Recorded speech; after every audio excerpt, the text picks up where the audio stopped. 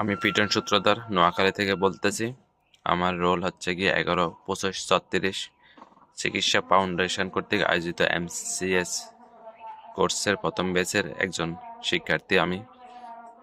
অসংখ্য ধন্যবাদ আমাদের পবিত্র কুমার স্যারকে, যিনি খুবই দক্ষতার সহিত আমাদের এই কোর্সটি সম্পূর্ণ করিয়েছিলেন। এখানে অনেক বিষয় সম্পর্কে আমাদেরকে ধারণা দেওয়া হয়, বিশেষ করে মা ও শিশু স্বাস্থ্য নিয়ে।